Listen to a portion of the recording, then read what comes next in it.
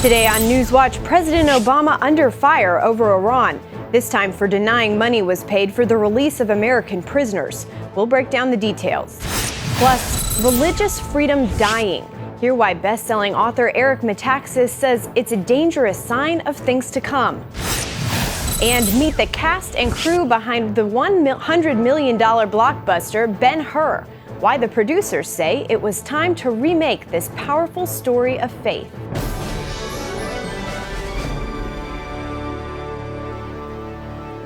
Thanks for joining us for CBN Newswatch. I'm Caitlin Burke. An image of a rescued boy in Syria is proving the power of a picture. It's gone viral and is reminding the world about the tragic war in Syria. Meanwhile, in Washington, Republicans are criticizing President Obama for what they say is ransom paid to Iran in exchange for American prisoners. Gary Lane has more. It's a video image that is touching hearts and minds around the world. One that refocuses attention on the Syrian civil war. Rescuers pulled 5-year-old Omran Daknish from the rubble of his bombed-out apartment building in Aleppo. Injured and in shock as a result of a Syrian government airstrike, the boy wipes his brow and discovers that he is bleeding. The images were captured by Aleppo Media Center, a group that has documented human rights atrocities committed by the Assad regime. They included the continued use of cluster bombs and chemical weapons, despite President Obama's drawing of a red line against their use 3 years ago. Under threat of U.S. airstrikes, the Syrian government backed down and said it would either turn over or destroy its chemical weapons stockpile. Although evidence suggests the government is still using the weapons, the U.S. has taken no action to stop the regime. Fighting has intensified in Aleppo, Syria's second-largest city, where the government wants a victory against anti-regime rebels. A major win here may lead to an end of the 5.5-year-old war and the suffering of millions like little Omran. But on-again, off-again peace talks in Geneva center on one major issue: President Assad and his government being forced from power. Many people here in Damascus, and Christians included, say they want Bashar al-Assad to stay. But the opposition negotiators meeting in Geneva say there won't be peace until he goes. And that may cause the war to drag on for many months and even years to come. Meanwhile, in Washington, Republicans are slamming President Obama for making a $400 million cash payment to Iran in exchange for the release of 3 American prisoners. House Speaker Paul Ryan said the administration has misled the country about the ransom for hostages deal since January. Ryan's remarks came Thursday after the State Department admitted the payment was made, only after the prisoners were released. We, of course, sought to retain maximum leverage until after American citizens were released. That was our top priority. That also led to a stinging rebuke of Obama from Republican presidential nominee Donald Trump. He said, "We don't pay ransom," but we did. He lied about the hostages openly and blatantly, just like he lied about Obamacare. No word yet from Hillary Clinton about the Iran exchange and the State Department admission. President Obama insists there was no quid pro quo. Critics say even if the president is right, there was no money exchanged for prisoners, it appears there was. And that means more Americans may have a bounty on their heads in the future. Gary Lane, CBN News. Donald Trump apologized Thursday during a speech in Charlotte, North Carolina, for past remarks on the campaign trail. He didn't give specifics, but he did admit he's not always chosen the right words. Sometimes, in the heat of debate and speaking on a multitude of issues, you don't choose the right words or you say the wrong thing. I have done that. And believe it or not, I regret it. Trump also spoke about Hillary Clinton's record when it comes to telling the truth, saying she's the exact opposite. Meanwhile, Trump's poll numbers are on the rise. A Pew Research poll shows he's now 4 percentage points behind Clinton. Other polls have shown him trailing by much more. Former President Bill Clinton says the Clinton Foundation will stop accepting foreign and corporate donations if Hillary Clinton is elected president. Donald Trump and others argue the Clinton Foundation created conflicts of interest, allowing foreign governments to buy influence with Hillary Clinton when she was Secretary of State. Now the head of the Republican Party says this looks like an admission of guilt from the Clintons. Meanwhile, there are possible indications the Clinton Foundation's computers were hacked. Reuters reports some Democrats and Clinton campaign officials are concerned hackers may have gotten emails and voice messages. The worry is those could be used to support charges that foundation donors got special access to then-Secretary Clinton. As thousands of people recover from floods that nearly destroyed Louisiana, the media remains silent about President Obama's response. Fox News reports that while the press fiercely attacked President Bush in 2005 about his handling of Hurricane Katrina, media outlets are silent about Obama's lack of response to these historic floods. In 2005, they criticized Bush, saying his response was out of touch, calling it the worst moment of his presidency. Meanwhile, President Obama has yet to return from his golfing vacation and currently has no plans to visit Louisiana. Some Louisiana residents are beginning to return home to see the devastation caused by that record flooding, and Operation Blessing is stepping up to help those in need. Yesterday, Operation Blessing boats went deep into the flooding to deliver food and water to families who were still left stranded. We're completely surrounded by water here, delivering water, sandwiches, bleach, toilet paper to folks that are still stranded in their homes and not wanting to leave. Residents are grateful for the help because aid has been scarce due to the dangerously high floodwaters. Operation Blessing says it will continue to work tirelessly to bring the love of Christ where it's needed. If you would like to help Operation Blessing bring hope to the Louisiana flood victims, you can find out how to donate or even volunteer at ob.org. Target is adding private bathrooms to all of its stores. The company says it's taking the action after customers said they were unhappy over their new transgender bathroom policy. It would have let transgenders use whichever bathroom corresponded with their gender identity, but the company will spend $20 million to add single-user bathrooms to all of its locations by next year. Target's sales dropped in the last quarter, but the company denies that the bathroom controversy had anything to do with it. Coming up, a culture warriors call to action for every American. New York Times bestselling author Eric Metaxas tells us what needs to be done before we lose what makes our country great.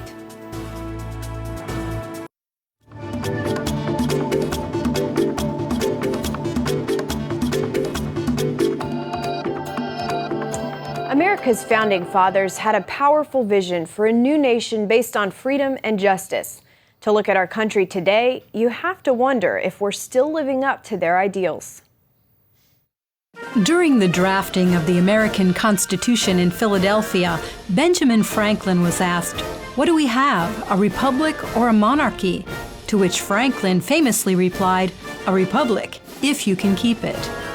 More than 200 years later, author Eric Metaxas says the American people have largely forgotten what it takes to maintain the world's most successful democracy. And he says it's time that we rededicate ourselves to the ideas that the Founding Fathers set forth in 1787 before we lose them forever. His new book, If You Can Keep It, is a stirring call to action for every American to understand the ideals behind the noble experiment in ordered liberty that is America. So what is the condition of liberty in America today? And what does it mean for our future as a nation? For some answers, Heather Sells spoke with Eric Metaxas. One of the things I've been covering is SB 1146. It's that California bill that basically said to Christian colleges in California, either adhere to your biblical beliefs and lose state funding or keep state funding. So basically, that has been a win. They amended that bill. And I'm just wondering, there's been so many defeats when it comes to religious liberty. What's your take on this seeming win? Well, look, it's irrelevant. If people don't understand that we are in trouble as a country because of this issue of religious liberty, they need to get it. This is very serious. I've talked about this. I write about it in my books. This is something that when it happens, when we start losing things like what you just said, when Christian colleges are effectively going to be put out of business, that this is a fact, this is happening now. We just dodged a bullet. This is really genuinely unconstitutional. I don't throw that term around. It's un-American. Religious liberty is at the very heart of all our liberties. I talk about that in my book, If You Can Keep It. If you don't have religious liberty, genuine religious liberty, you will eventually lose all the liberties. It's basically happening right now. So Christians in particular need to get very serious. But it's not about Christians, it's about America. If we lose our religious liberties, all Americans are going to lose their liberties. I mean, this is the way it works. It's what the founders talk about. And so it's something that we really have to get keyed in on this. And how do you make the case between if we lose religious liberty, we're going to lose all our liberties? Well, the founders, all of them, understood that unless you have people of virtue and faith, this doesn't work. Now imagine that. This is what all the founders said. Franklin said it. Jefferson said it. Every one of them knew that faith and virtue are not optional. This is not extra. This is not, it's going to be better if you have faith and virtue. This will not work. The American experiment will fail. They all understood this. So the title of the book is If You Can Keep It, because Benjamin Franklin said in a kind of a chilling statement, a woman asked him, what have you given us, Dr. Franklin, a monarchy or a republic? This is after the Constitutional Convention. And he says, a republic, madam, if you can keep it. He understood, and all the founders understood, that if you take faith and virtue out, the whole thing falls apart. For the reason I just gave, that people need to govern themselves, they need to do the right thing because it's the right thing, not because somebody is, looking over your shoulder with a gun saying, if you don't do this, you're going to be in trouble. You do it because it's the virtuous thing. The founders understood that it cannot work. The whole thing will fall apart if we don't have people of virtue and faith. And that's Franklin and Jefferson, and all of them understood it. But furthermore, all of the good that we've done as a nation has come out of these religious convictions, that I want to help somebody who's suffering. I want to do away with injustice. We did away with slavery. We did away with Jim Crow laws. Why? Because we believed they were wrong. These things were wrong. And it's mainly out of Christian conviction that we did those things. But you're not hearing about that in the media. You don't hear about that in schools. But I'm here to tell you, the founders got it. Lincoln got it. This is what has made us who we are, and we're losing that. And if people don't take that seriously, it will be too late. Yeah, I do think a lot of people have a sense we're at a fragile state right now. Let me ask you about overseas. In Russia right now, they have a new law that is severely prohibiting Christians, not allowing them to share the gospel. Is that something that Americans should be concerned about? Well, I mean, it makes perfect sense, right? In other words, if you don't understand how these things work, and again, my argument is that most Americans don't understand it, because I know that I didn't understand it until I wrote the book, until a few years ago, this kind of began to be clear to me how this works, that the separation of church and state is to protect people of faith. It's not to protect the state from Christians. And so in Russia, you have a situation where the church is, where the state is saying, we are going to determine what the church looks like, what faith looks like. If you don't adhere to what we say, you're out. So if you're part of the Russian Orthodox Church, which is in many ways controlled or allied with the government, if you're not part of that, you're out. So there's no freedom for people to really express their faith. They say, I've got to express it this way or not at all. So that's not real faith, right? And so that's what our founders understood, is that if you don't have genuine religious freedom, then faith becomes phony. It's just something you do. It's just part of, I don't want to get in trouble, so I had better do this or better shut up. But faith has to be free. People have to be able to express their faith and not just worship freely, because worship, big deal. That's a couple of hours on Sunday morning. Freedom of religion means that I can live out my faith 7 days a week in the marketplace, on my job, in my school, that I can live out my faith. The founders said, without that, you have no real freedom. And what we're seeing in Russia today is a classic example. Eric Metaxas had much more to say about religious freedom. He also spoke about the way NBC has gone out of its way to ignore the powerful testimonies of U.S. athletes at the Olympics. You can find that and more at CBNNews.com. Up next, it's considered one of the greatest movies of all time. Find out how the new version of Ben-Hur stacks up.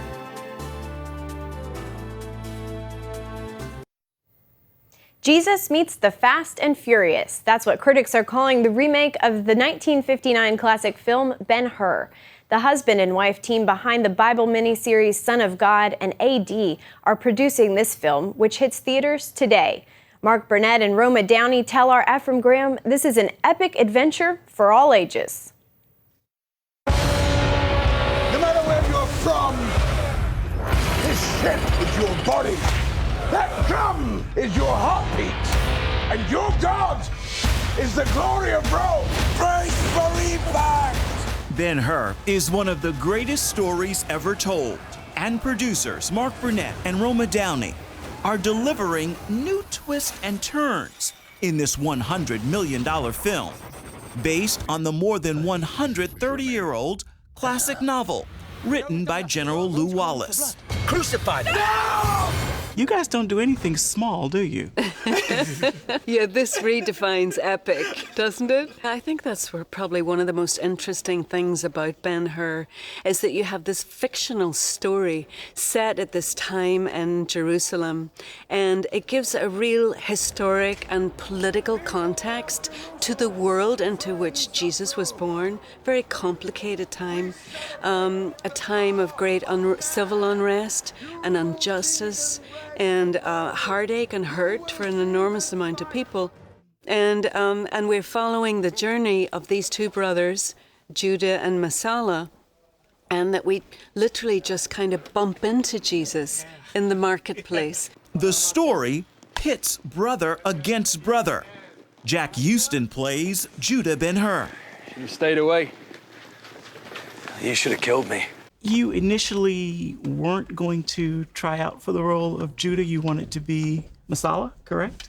Yeah, I thought I had a better shot at getting Messiah initially. No, I think Messiah is one of the great characters. But it was a nice sort of segue into Judah because I think it gave me a very deep understanding of my brother and a deep love for my brother.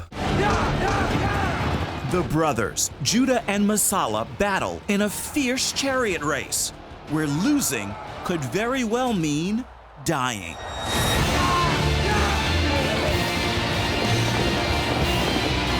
How much horse training did you have before coming to Ben-Hur? Vast amounts. I mean, I was taught to ride a horse on Prince of Persia many years ago by the same people who taught us now to ride these chariots. But the training on this, we arrived, I think, 6 weeks before the actual production. And every day you're learning. And we shot the chariots for 3 months of the 6 months. Toby Kebbell and Jack Houston did not use stunt doubles for these scenes, even as their horses reached racing speeds of more than 40 miles an hour. The speed at which you're going or during the circus, intimidating? Yeah, I chipped a tooth, a stone hit me in the tooth. I got a wad. It can only be described as a wad of mouth froth, covered my whole vision. So I, as well as the blind driver, was covered. And then, of course, the dust is being kicked up. It was actually wonderful. I know that sounds repulsive, but it was actually a great experience. Director Timur Bekmambetov guided the horse racing experience with cameras at every angle. He watched hours of NASCAR, Formula One, and motorcycle races to prepare. In shooting this, I understand you got a lot of inspiration from YouTube and Instagram. Less Instagram, but more YouTube videos. And how so? Because it was really important to make this this world looks real and relatable. And today's world, we are watching YouTube videos, and it's what we know about the world, how we know about the world, because we're watching YouTube videos. The chariot race is what most remember from the critically acclaimed 1959 version of the film that starred Charlton Heston. Mark, I've heard you say that this is Ben-Hur, the story, is one of your favorites. Intimidated taking on it as a film? I mean, 11 Academy Awards, and any intimidation or concern? Absolutely, completely intimidated. And, but also feeling that it was a calling when Gary Barber, the chairman of MGM, came to us, having seen the Bible and Son of God and AD, and realized what we'd brought to those projects. He felt that we'd be a good addition to his team on Ben-Hur. We talked it through, we prayed on it, and decided that we should take the challenge because the opportunity may never come along again. It looks so good. Retelling this story is an opportunity many cast members hoped would come their way. This is a biblical period piece. How would you say this story is relevant to 2016 when audiences are going to see this? This story is so relevant to today. I mean, there's been turmoil throughout history, but right now you're seeing so much negativity and you're seeing so much hate spewed out in response to hate. Martin Luther King said it best, darkness doesn't drive out darkness, only light can do that. Hate doesn't drive out hate, only love can do that. And this film is about love conquering hate. Ephraim Graham, CBN News, Los Angeles. Before the break, we brought you the cast and crew of the epic new version of Ben-Hur. With the movie hitting theaters this weekend, we turn now to our friends at Plugged In Online with some helpful information for your family. Take a look.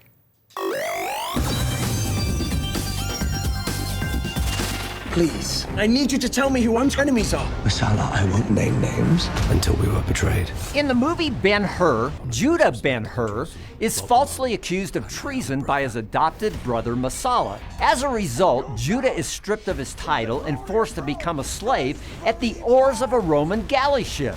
Separated from his family and the woman he loves, Judah longs for freedom. But freedom is more than just a return to the prosperous life he once had and the people that he loves. For Judah, surviving slavery means someday he will get revenge. But when given the opportunity to escape bondage and return home, an encounter with a Jewish teacher, that some consider the Messiah, presents another almost unimaginable option, one that's redemptive and miraculous. The film feels much more like an action adventure, with a strong emphasis on forgiveness and redemption. And although Jesus doesn't get much screen time here, he's very much a central character. Be forewarned that the violence can at times be intense. Still, for 12 and up, I'm giving Ben-Hur 4 teams of chariot racing horses out of 5 for family friendliness.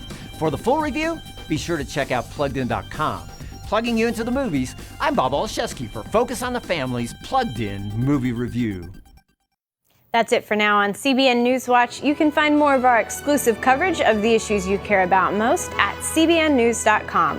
And tell us what you think about the stories you've seen here. You can do that on Facebook, Twitter, and Instagram. We hope you'll join us next time. Have a great day.